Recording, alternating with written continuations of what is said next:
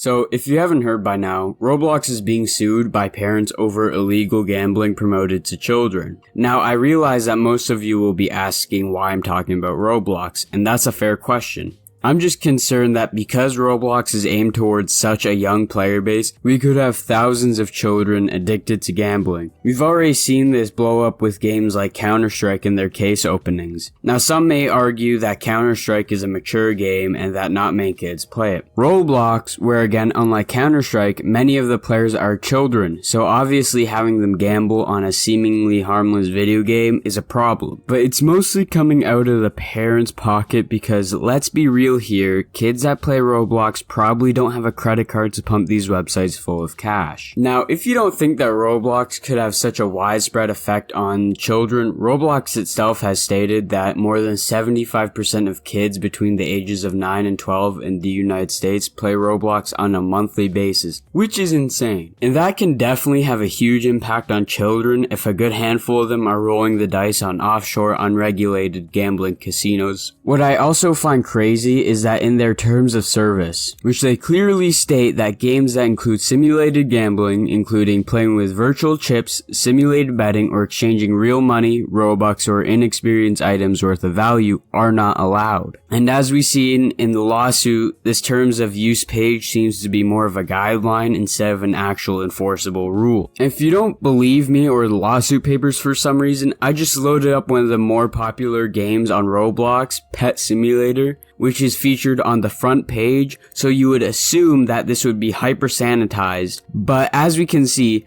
I have a recording of the gameplay right here I'm putting on screen. You can see that the whole game is just a slot machine simulator. The general concept is that you tap on these coins around the map and it goes into your balance. And with that, you go back to the main hub so you can spend the newly acquired income to spend essentially on slot machines to hopefully get a pet that can get you more money faster. And the cycle repeats. Now that is just an example because the lawsuit doesn't mention any game specifically, but it does mention some websites. For example, bloxmoon.com. Now when visiting the website, you will immediately see a chat on the side filled with degenerate gamblers, and right beside it there will be a bunch of casino games you can play. Now when trying to log in, it will ask you for your Roblox security, and for the normies watching, a Roblox security is a bunch of gibberish that is used to help authenticate you on roblox.com. Ever wonder why you are able to log into your Facebook account and close the website but still stay logged in? That is because you have a cookie in your browser that will act as a username and password to keep you logged in. But this will also bypass any two-factor authentication, so it can be very dangerous if someone malicious gets their hands on it. As it will not just bypass a username and password, it will also bypass your second defense. So whatever you do, do not share that with anyone, and especially not some shady casino website. Now Roblox is no stranger to controversy. For example, in the past they have received a lot of negative attention for being an unsafe place for kids. In fact, even a bunch of child advocacy agencies and consumer protection groups have spoken out against Roblox for its deceptive advertising and addictive content. In fact, the people over at People Make Games on YouTube made a great video talking about this over a year ago,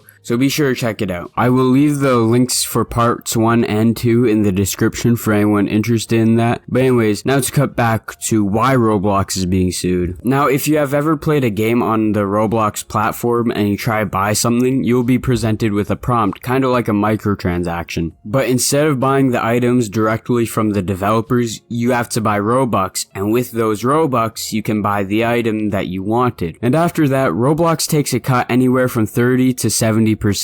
So the way these websites operate is that they sell items for inactive games on the Roblox platform, so that Roblox has a financial incentive to make sure people keep on gambling. Because I guarantee you, if they didn't have a financial incentive, these websites would be gone. They would not exist any longer. Roblox would smite them down. So with that being said, I will be monitoring this case closely and make sure to keep an eye out for what your children are consuming and talk to them about the dangers of gambling and how it can affect somebody and how addictive it is and why they shouldn't be gambling. So anyways, I'm out. Peace. One quick thing before I end the video, I want to thank my friend Just Clips who has helped me write the script to this video. I couldn't have done it without him, so anyways, thank you. His channel link will be in the description below. And anyways, I'm out. Peace.